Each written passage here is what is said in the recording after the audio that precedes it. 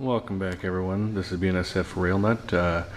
Doing kind of a backwards video upload here. I should be starting with my layout and what I've been doing to that, and then doing this one and then the club one, but we're just kind of doing a reverse order just based on what I can do here. So I just got done finishing with the club video, and in that I just did kind of a quick run around what I'm about to show you.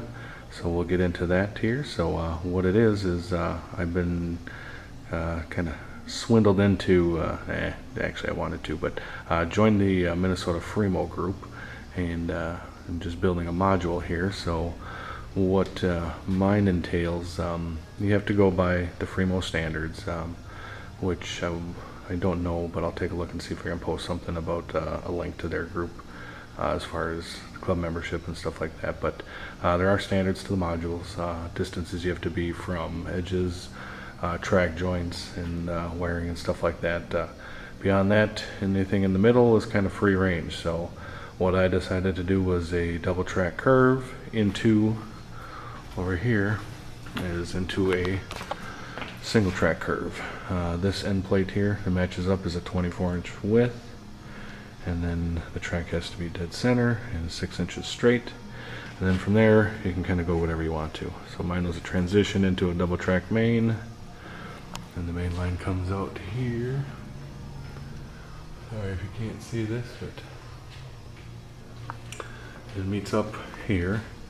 And then on this side is a 26-inch end plate with the tracks on center. Same thing, going straight for 6 inches, and then pretty much anything beyond that, no problem. So with that, what we decided to do with the help of a friend of mine, AJ, we've been building up a monstrous little engine facility here. So it's rather big, to say the least, but I think it's going to look pretty darn cool once it's all done. So I'll detail the inside, go to town on this thing. And for the club, we're actually going to be entering this into, as far as the operations, you'll end up picking up your power here from the shops, and then basically going out the switches, running back this way, and then we'll be going into the big yard down there, and you grab your train. So there's 8 tracks down there.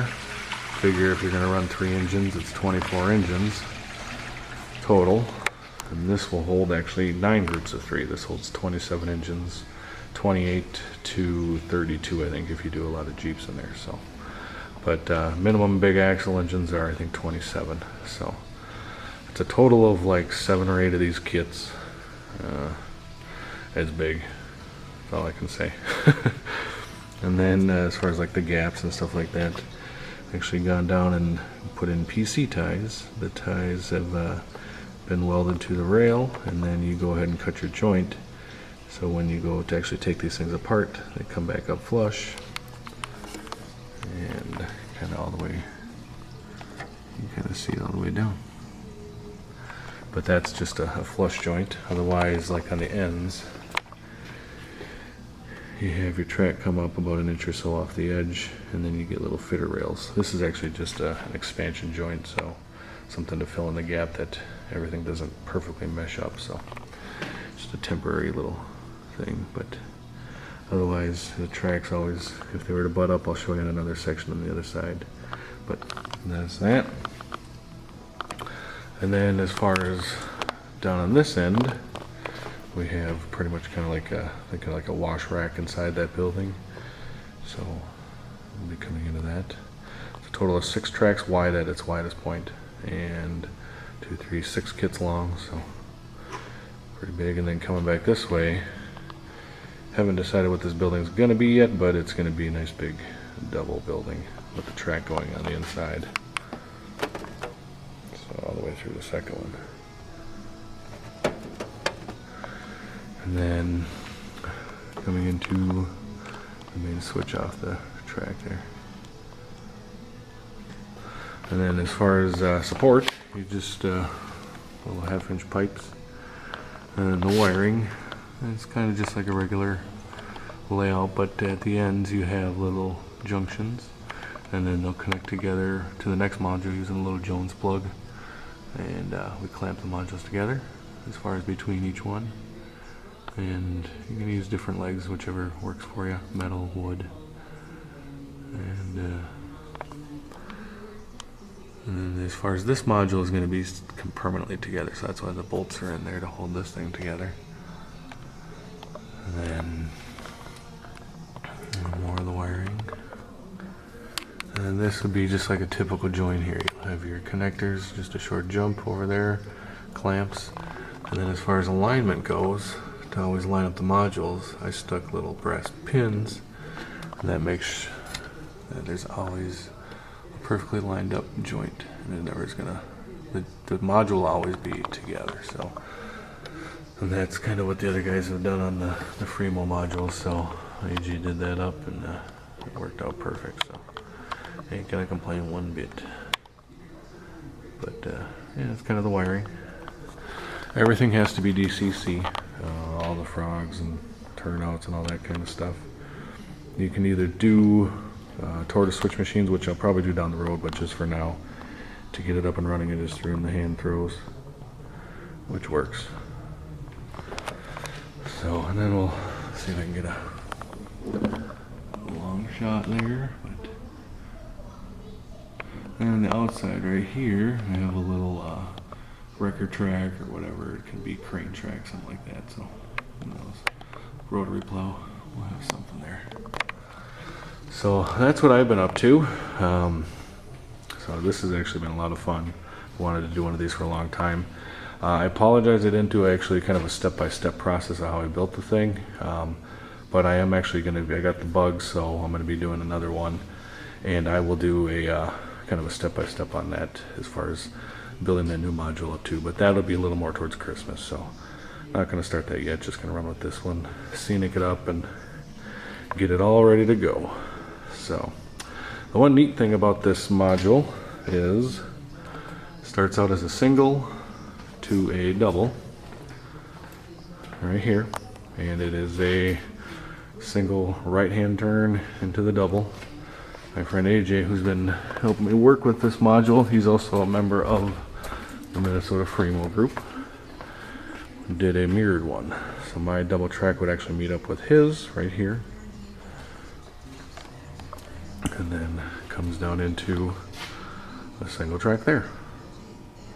And his is going to be a brewery. So this is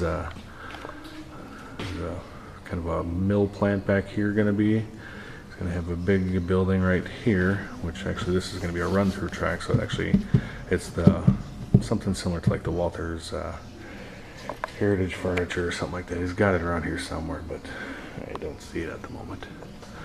So other than that, it's around here. But yeah, it's going to have the run-through track here. It looks like he's toying with the thought of something like there, but I doubt it. So otherwise it comes into that industry there. And kind of same standards. We've got the 24-inch base plate on the single and a 26-inch on the double down here. And this is going to be a street running scene. So he just paved that. He's got it all marked up, ready to go. He's going to just cover that with the plaster, and it's going to be a really cool looking street running scene there. So that's his. And same type deal. Wiring the buses. He's got the copper pin alignment in there too. They're not too tough to build, actually. They go up rather quick. And then one of our friends, AJ's and mine, his name is Jeff. He has a YouTube handle as well. But he's building one too. And his is going to be a double track throughout. And he's going to be doing possibly a rather large grain mill on the inside with the city, stuff like that. So he's still in the construction phase.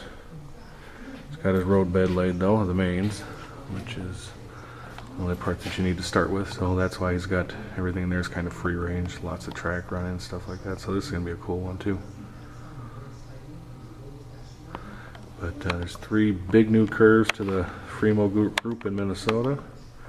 And probably there's also a 4th one coming too, which is going to be a North Star commuter rail station, which is located in Coon Rapids, and that's done by another one of the Model Railroad Club members, Jeff, and he's going to be joining the Fremo as well. So a couple of new members to Fremo and some new mods going on that. So with that, I'll probably show a little more videos on this thing because it kind of gets worked up, and then the other guys as mods too. So next video you'll see is going to be the last one, and that's the backwards.